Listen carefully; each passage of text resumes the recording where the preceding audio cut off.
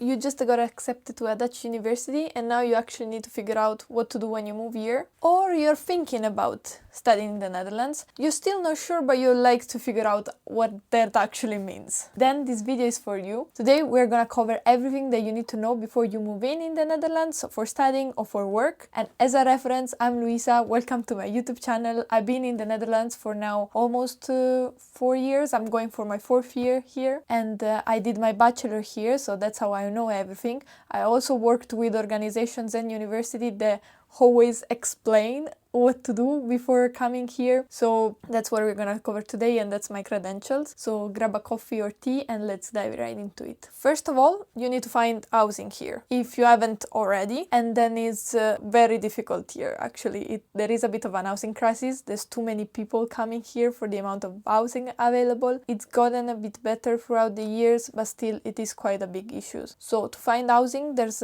many ways that you can try to find housing. First of all, you can just sign up for rental agencies. Try to find the ones that are more relevant to the city that you're moving in, like Maastricht, Amsterdam, Utrecht, and so on.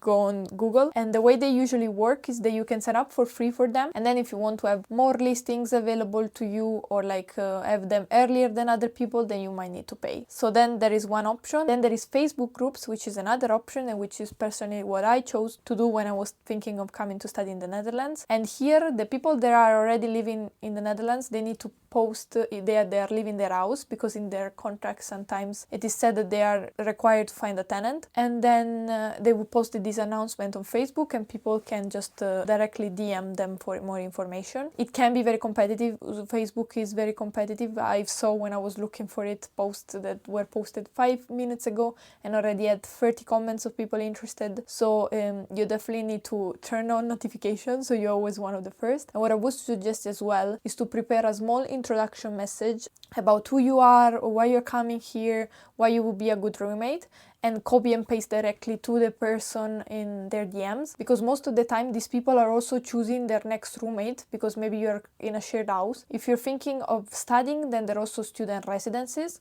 which are also mini hotels where you can rent a room or a shared apartment as well. They're a bit more pricey because sometimes there's like a gym included, social activities included, cleaning included, so keep that in mind.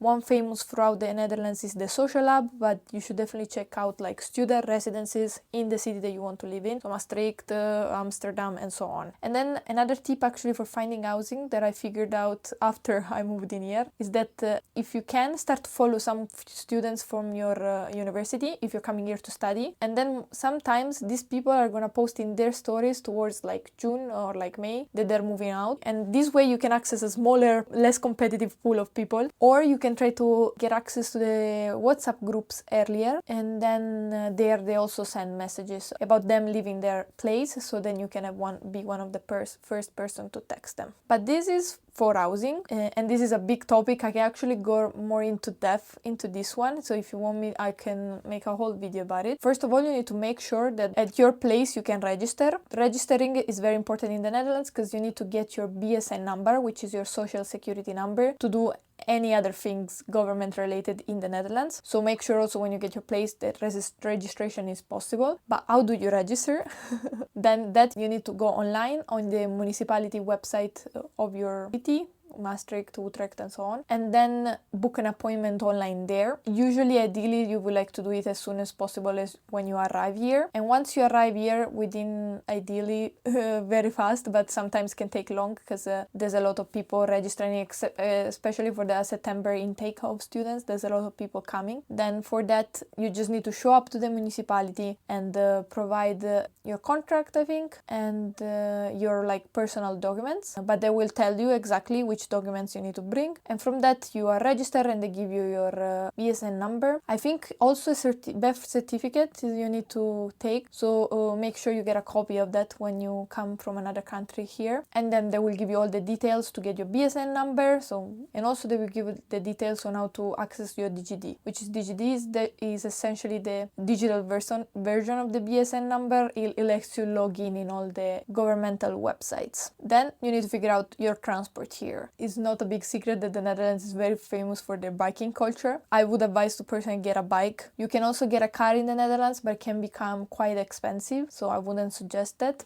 And for bikes, you have two options. Let's say you can buy a second-hand one or rent a bike. A second-hand one is gonna be between 50 to 100 euros, and a rented bike is 20 euros a month. But if it gets stolen or gets broken, they replace it for you. So you need to weigh these options as well, because I got my bike stolen twice while I was in the Netherlands. I'm definitely unlucky. But also the third bike that I got so many things broken. The brakes, I think 3 times, and the tires so many times, that at that point it was more worth it to rent a bike with SwapFits than having a second-hand bike, but you decide what's best for you. And as I mentioned, SwapFits is the most popular company that rents bikes here in the Netherlands, and I will link the things that I'm mentioning in the description, so you can also check them out. Then another important thing to know, I'm really scratching the surface only with this video. I can go more in depth into each topic that you want me to go, and especially for this one, it's subsidies. So one thing that's actually very important to do is that if you're a student in the Netherlands and you are EU students and you work, you can get student finance, which is help from the Dutch government to sustain your living expenses. And it can be as low as 300 euros as 800 euros. So it's very much a big help, and really depends on your situation. But again, I can go more in depth into this, but I just wanted to be aware of these things so you can research about it if you are interested in them. So student finance is one important subsidy. And then we have that rental subsidies. This is an help from the government again, reduce your rent, let's say, and this depends again on a bunch of different factors that I'm not gonna go into depth too much in this video, but if you want me to cover everything, then leave a comment down below. Then another subsidy you can have is a health insurance subsidy, because the health insurance in the Netherlands, it's quite pricey, and if you're working in the Netherlands, then you need to take out a Dutch health insurance, and that's around almost 150 euros a month. But with the health insurance subsidy, they give you back around 120 euros, 130 euros, depending on the year, and then it ended up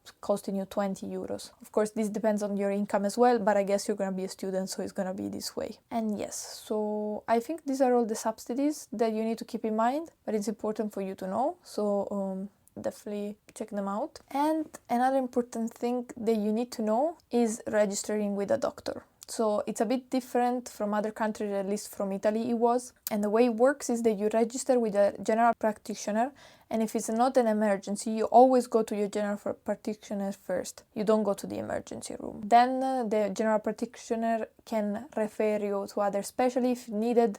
If not, it will treat you. But it's very important that you register as soon as possible as you're here, and that you find one that's within 15 minutes by car to your house, so if there is an emergency, it can come to you. These are just some things on top of my mind that you should be aware of. I can definitely go more in depth about all of them, but I wanted to give you an idea of some things without overwhelming you, of the most important stuff, if you're just starting to think to move to the Netherlands 2026. Again, I was here for like 3.5 years at this point.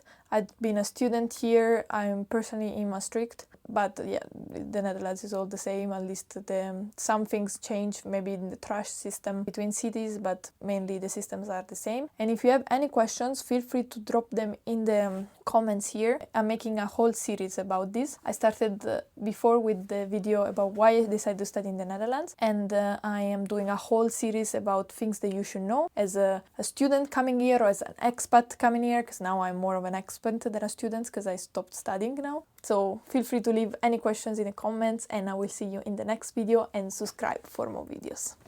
Bye bye. Thank you for watching.